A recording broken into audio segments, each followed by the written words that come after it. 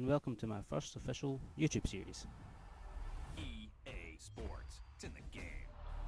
So I had originally planned to do this back in January, February time. I came up with an idea for a Road to Glory series that I wanted to try out. Thought it'd be pretty cool, but I'd just finished a career at the time and I started playing some other games just for a change. I thought I'd come back to it, but I just kept putting it off and eventually got to the point where it was far too late on in the season to be starting a Road to Glory, so it kind of coincided with Liverpool's season kind of crumbling.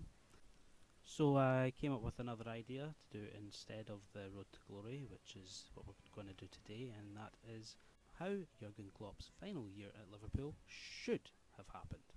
Okay, here we are about to start a new manager career, and there's Big Virgil doing a bicycle kick. Completely coincidental that he's there, obviously in the Netherlands shirt as Euros run just now, but anyway, don't need to download the latest squads because I already did that, so just cracking on with our original manager, and that's obviously Klopp. I did have Liverpool set as my favourite team, so it's made that whole process easy.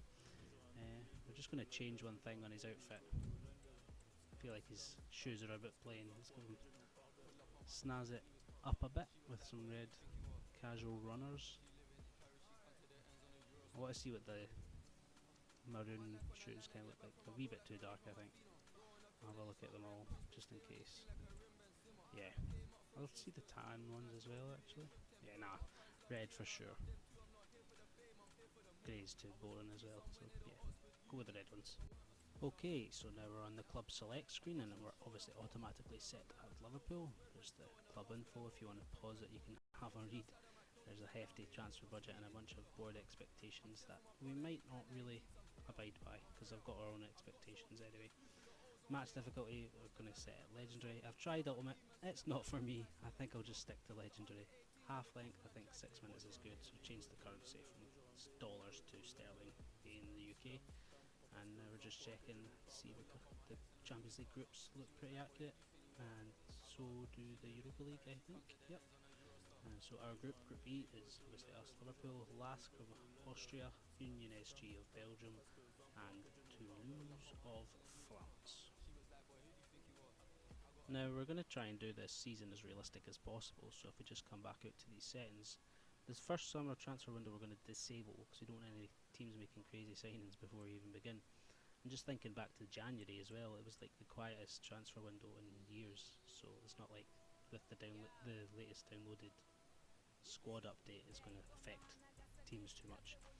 The international job offers here, we don't want any of that, so we've disabled that. Negotiation strictness we'll put on strict, because we're not really going to be making too many signings anyway, so we'll make it a wee bit difficult for the signings that we do want to make. And financial takeover, disable that. We don't want anything to do with that. Now, something new for this season in career mode was this tactical vision. Not new now, but it was new when the game came out. So we'll run through the options of standard, wing play, tiki-taka, gegenpressing, park the bus, counter-attack, kick and rush. Obviously, Klopp's known for his gegenpressing football, so that's what we'll be selecting today. So with this tactical vision, we are able to hire a bunch of different coaches to try and improve upon our vision. And the different coaches can improve or can boost the overall of our players when they're on the pitch. So there's all these coaches that are good at gegenpressing, and then there's a bunch of coaches that are good at the other different tactical visions, so we don't need to pay any attention to them. So just looking here, we've got a bunch of coaches. Don't think we've got any 5 stars, but we've got a few 4 stars, so that's good enough for now. So we'll assign this coach, Patrick Brown, I think we'll assign him to attack, and we'll see how he improves our attacking players' abilities. You can see there it says player impact just under Luis Diaz in the left hand corner, and with him being a gold expert knowledge level, he really improves the abilities of our attacking line. So see acceleration 89 to 91 there for Sabala. So we'll come back out of that. And we could just go back to the main menu. We only need to hire a coach. We don't even need to hire that coach, I don't think, but we want to hire a coach for each section of the pitch. So back into this coach market and have a look for those other 4-star coaches. There's one there, Lucas Campbell. He's accomplished, so not gold, but silver's good. I'm sure after a while they can improve. So we'll just assign Campbell to the midfield and have a look for another coach to assign to the defence. I don't think we've got one with 4-star defensive skills. We have got a couple 4-star goalkeeper skills, so 3 stars the best for defence. So we'll sign one and maybe move him to goalkeeper later on down the line when we've got better defensive skill coaches on the market. So Egan, 3 stars, that'll do for now. Put him in the defensive side, and we'll get that other 4-star goalkeeper skills, Peter Beckett. Assign him to the goalkeeping coach position. One thing you might have seen on the coach market screen was that the coaches also reduce the time it takes for players on their development plan. So you'll see on the right there how it affects different players' estimated time for development, and it affects the youth academy players as well, not just the first team. And at the top it says each department generates development efficiency based on how many stars the department has. So we've not got that many stars for each department, but I'll sign some coaches further on down the line once we've got better options in the market. Now we're just going to look through some emails you get at the start. Nothing really interesting, but we'll just look at the board expectations quickly. Youth development, within 2 seasons sign 1 youth player and play 5 matches as a sub or starting 11. We could probably do that. Brand exposure, get 7 clean sheets out in away matches. We could do that. Sign 3 players born in North America. Don't think so, so we're going to fail that one straight out the gate. Financial, within 2 seasons increase your club worth by 15%. We could possibly do that with some competition prize money. Domestic success, win the league title and win the FA Cup. We are planning on winning the FA Cup. We might not do it, but we're planning on it. Winning league, not a priority. It wasn't a priority in real life. They were in a bit of a rebuild season and they overachieved somewhat, so we'll not be trying to win the league. If we do get there, we'll see what happens. Continental objective is to win the Europa League. I think we should be able to do it, but if we at least get to the final, that would be great. Now, looking at our squad, we're going to pick the starting 11 that I think is the strongest, so that puts Jota in striker position, as I do believe he is the best finisher at the club. Even better than Salah, just natural ability at putting the ball in the back of the net. I think Jota is the best in the team. Now with Nunez, I know from FIFA last year he was absolutely incredible because he's got the pace, and if you know how to put the ball in the back of the net on this game, then that's all you need to do. But trying to stay realistic, I think in real life he'd be better as a left winger, so we're going to probably play him more as a left winger and Gakpo in the middle for when they get subbed on and make an impact. Szoboszlai is obviously stronger in centre mid than Harvey Elliott. I do think Szoboszlai started off this season okay, but I think he was a bit of a disappointment in the end really. But hopefully we can do better in the game. And if we change made with Gomez, we put in on the bench. Kwanzaa was great when he called upon, but obviously we're going with strongest possible 11, so Gomez gets the bench spot. There's a few youth players there that made some appearances along the line in the tail end of the season. Quite impressive, but shouldn't need them too much. Now again, with the realistic aspect, Thiago and Bajcetic were both injured for a majority of the season, so I'm not going to use them at all. I don't think that'll affect the game too much. hopefully they won't complain. Thiago, I think, is an incredible player, great technical ability, but because he was injured for literally the whole season, we're not going to be using him at all. And Bajcetic, good season last season, but again, he was injured most of the season, so we won't be using him too much. And Reece Williams, I think, was on loan, so we won't be using him at all either.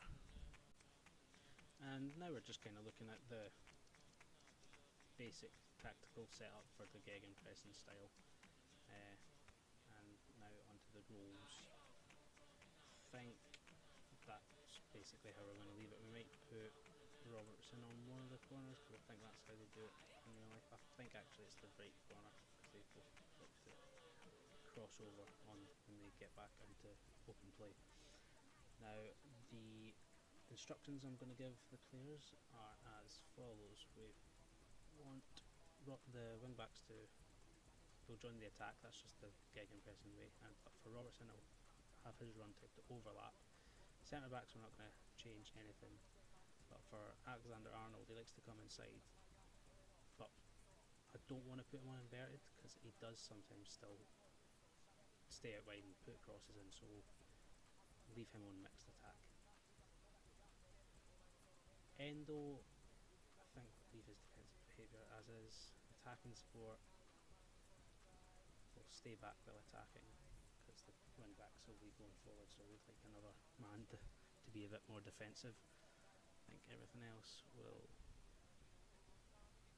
cover wing, cover centre, I think cover wing. Szoboszlai, we want to get forwards and we want him to get into the box for crosses. Back on the defensive end, I think, yeah, cover wing because Alexander will push it up, so we want the wing covered. And for position freedom, I think we'll put on free roam because we want the boys to be moving into space, making space for a pass. With McAllister, he'll be a bit more defensive than Szoboszlai, so we'll not get him to go forward, but we won't tell him to stay back, and he'll stay on the edge of the box for crosses in case it comes out and he can have a shot. Jota, I think he could drift wide, he could also do a bit of both, but I think we want him to stay central. He could do any of these attacking runs, but that's why we'll leave it on mixed attack, I think. And defensive support, don't think we need him to stay forward on balanced. Diaz likes to cut inside, so I think we'll leave that, cut inside. Support runs, I think we want to just say get in behind. That's what we would do most of the time. Get into the box for cross, which is what it was already. And pretty much the same for Salah, I think. Cut inside, get in behind, get into the box. Now, for the attacking and defensive instructions, we're not going to be using too much, I don't think, but just for when we do, in the rare occasions, Jota, I think, will stay central and mixed attack because we wanted to do everything again and we wanted to stay forward. Salah, we'll want him to stay forward as well. I think we'll keep him on cut inside, getting behind it obviously, and get into the box. So we're really going for it if we're going to be using this attacking setting. Diaz, I think, much the same as the other. Stay forward, cut inside, get in behind, get into the box. McAllister will be getting forward because we're really going for this. Remember, we're not going to use an attack very often, but when we do need it, we want bodies going forward. So much the same as everything else, except this time he's getting forward. Endo, everyone's going to be getting forward, so Endo we want to stay back because we want some bodies to defend a wee bit. Szoboszlai, again, get forward, get into the box, cover that wing and free roam again. Trent, join the attack obviously. I think we'll just leave the one thing we'll change is defensive position. We'll get the wing backs to step up because we really want to get the ball back as quick as possible, so we can get those bodies forward and get that goal that we will be needing. Now I could have copied from Balance, that would have made it a wee bit easier, but I forgot to do that, so I'll just continue as is. With the defensive instructions, Diaz will tell to come back on defence. We'll tell him to free roam this time, because if we're getting the ball forward rarely, then we'll just want bodies to go where the space is. So set that to free roam, but still getting behind.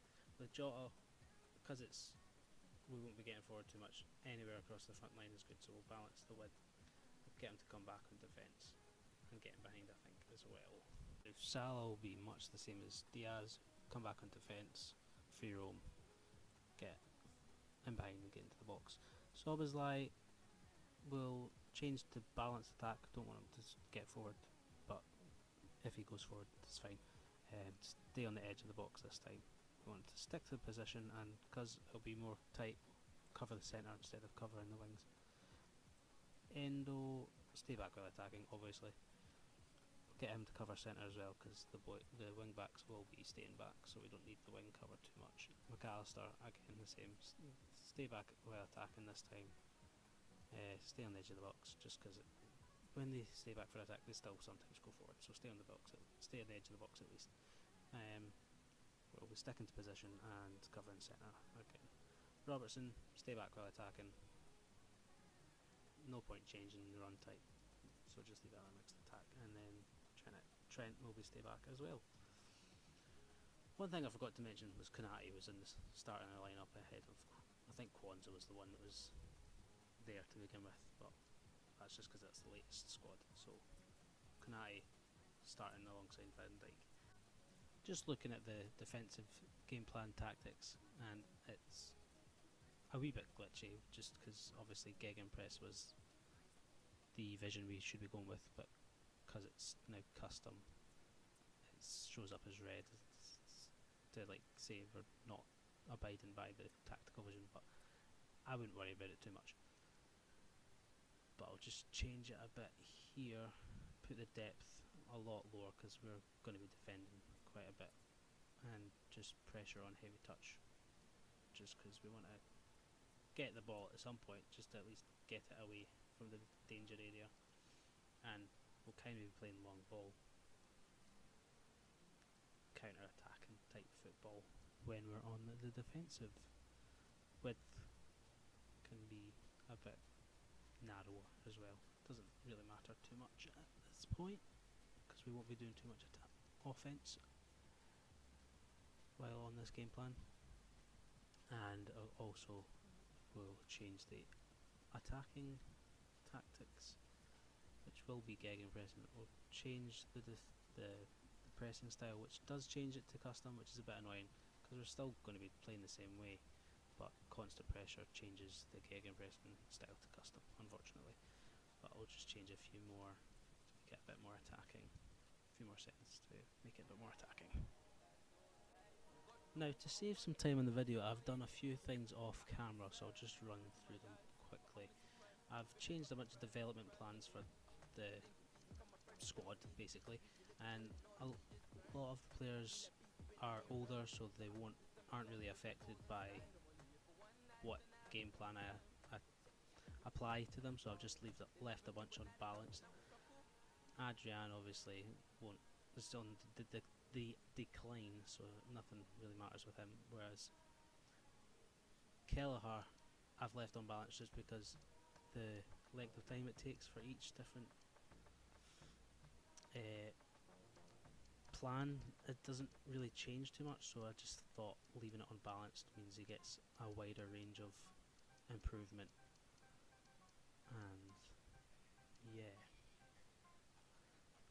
so a lot of the players are left unbalanced, but a few good changes to help improve the players. Now on the youth academy, the goalkeeper, same as Kelleher, balanced was just the best option with the time, estimated time for each plan, so it could affect a wider range of abilities in roughly the same time. This right wing back Coffee, he his stats don't really work with a right wing back or a right back, so I've tried to change him to a right winger. See what happens. John, again, stats weren't that great for a left winger either, but the length of time it took to change his position was too long, so I thought might as well work with what we've got. And then the Polish boy, I'm not going to try and pronounce his name, he's not really suited to his position either, so I've changed that one as well, so we'll see what happens. Now, I've set up a few scouting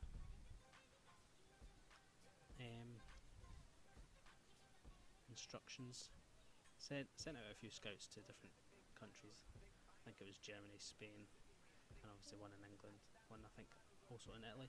So here's some of the instructions I've given them. A striker could be handy, because Jota's not really an out and out striker, but he does the job. And Darwin, obviously, we talked about him earlier, and Gakpo also not an out and out striker, so a nice striker would be nice. A centre back, because Matip's out of contract at the end of the season, might get rid of him in January. Van Dijk's also obviously getting on a bit in years, so some centre backs would be good. Defensive midfielder Endo, I don't think is the answer. He'll do a job for the season, but I don't think he's the man for the future. Right winger Salah, he could be on his way out. Saudi teams were wanting him the last summer, so I'm sure they'll be after him again. A left back Robertson, he's also getting on, not as effective as he used to be. Simicast isn't a great backup, I don't think, so we'll see what comes up. And this one I just put as any position, and the kind of tactical fit option set as Gegenpressing, just to see what happens, because that's obviously a new feature, so see what kind of players come up with that scouting instruction. Youth staff, I did send or I hired a youth scout and sent him to Germany, because it's Klopp's last year. He's obviously from Germany, so in honour of him we'll send out a scout to look at the youth in Germany, see what we can find, because I don't think he's really signed any German players in his tenure at Liverpool. I think Emre Can was already there from the Brendan Rodgers days. I might be wrong on that, I can't quite remember, but anyway, some settings I've changed. You can see the CPU sliders are all pretty standard, but I have put injury frequency up a bit, just severity down, so we might get a few more injuries, which is a bit more realistic, but they won't be as severe. Goalkeeper ability I put up to 70, because I think goalkeepers in this game are pretty poor, and first touch control I put up a wee error I've put up a wee bit as well, and as you can see with the users sliders, they're exactly the same as the CPU. I do think that makes a nice bit of difference, makes it a bit more realistic as well, because perfect control is just not fun. It's fun, but it's not realistic. Yeah, that's what I meant to say. Another new feature this season is the training plan, because last season it was a bit random with what players did, like different training week to week, and then the fitness and the sharpness wasn't good. It just wasn't good. So this is a much better feature where you can just set a training plan for each individual player to work on either fitness or sharpness week to week. It does get a bit buggy sometimes, like a coach will tell you need to stop messing with a training plan, but it's got this nice feature where you can apply or change a plan and then apply that plan to everyone in the squad, or just everyone in the starting 11, or just everyone in the subs, so you can have different plans for different players. It's quite good. And we finally advanced time a little bit, and here's a little thing that annoys me. It's like Van Dijk, welcome me to the club, even though I'm a real manager that's been there for 8 years, but whatever, it is what it is. But we've got these pre-season tournament invites which look quite nice, some decent teams involved, but we're just going to ignore that. We don't want to get involved in a tournament, we just want to get straight into the season. Now I've just done some more off-camera stuff, and I'll show you everything I have done. As you can see, Man City won the Super Cup against Sevilla, and they also beat Burnley on the opening day of the season as they played on the Saturday, and we are due to play on the Sunday. But anyway, I shall just show you a few more things that I've done. With the coach management, I have hired 4 more coaches. I've now got another 4-star coach in the attack department, another 4-star coach in the midfield department. He's a gold, that's always helpful. We moved Egan, who was in the defence department. He's now been moved down to the goalkeeping department, as he was only a 3-star defensive coach, but now he's a 4-star goalkeeping coach, and that's because we have got ourselves a 5-star coach in the defensive department, who is now the head coach of the defensive coaching team. And we have another 4. Oh wait, we don't have another 4-star. He was already there, because we signed another 4-star defensive coach along with the 5-star. Yes, that's what happened. Along to the youth academy, the players have changed their positions. The Coffee, the right wing back to right winger, did improve a little bit. He went from a 45 to 49, whereas the Polish striker, who was a right winger, now a striker, didn't really improve at all. But with these new development plans, hopefully they shall improve. And now along to the global scouting network. I changed a few of the instructions to have a backup option condition thing, because we weren't scouting too many players, so hopefully that'll widen the pool of players that we do end up seeing. But I've just shortlisted a few players here. Hincapié is a player I really like the look of. He's obviously centre back for Bayer Leverkusen, who had a great season. They went invincible in the league. Did the double, but he'd also, I think, fit into the team very well. Another thing though is Klopp signed a few South American players in recent years, so an Ecuadorian could finish off that Thanos-like Infinity Gauntlet with the South American Infinity Stones. Yeah, maybe not. Anyway, our first youth scout has came in, and there were 4 players, but the 4th player's potential was low 80s, so that's not worth our time. We want superstars, and superstars only. Well, we'll see what happens. But I think we should relocate some of these scouts, as they've apparently found all they can find in their respective countries. So the guy that was in Italy is now going to go search Portugal. The guy that was in Germany is going to go search France. And I think the guy that we had in Spain we're going to send to the Netherlands. And that should be the top leagues searched for the best players. And we'll just leave Ellis Brown in England, because there's plenty of players in England that could just randomly show up. Now we're going to just look at the table before we finish the video, see how the first day has gone. And West Ham are sitting top with Brighton, Man City, Forest and Sheffield United all with 3 points, as Nottingham Forest actually beat Arsenal 2-1. So there's a giant slaying on the opening day of the season.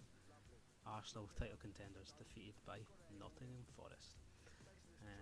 Newcastle, Aston Villa, that was 5-1 in real life, but only 1-1 in this career mode. So if we look at the bottom end of the table, Bournemouth sitting bottom and Arsenal in 16th. Crazy. So that'll just about do it for this video. In the next one we'll finish off the month of August with our first 3 games of the season with Bournemouth and Newcastle, but first kicking it off against Chelsea. Thanks for watching, see you in the next one.